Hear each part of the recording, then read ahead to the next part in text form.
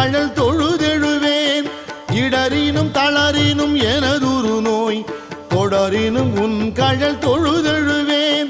கடல் தனில் அமுதொடு கலந்த நஞ்சை மிடரினில் அடக்கிய வேதியனே. மிடரினில் அடக்கிய வேதியனே. இதுவோ எமை ஆளுமாறு ஈவதொன்றெமக்கு இல்லையே. அதுவோ உனது இன்னருள் ஆவடு துறை அரணே.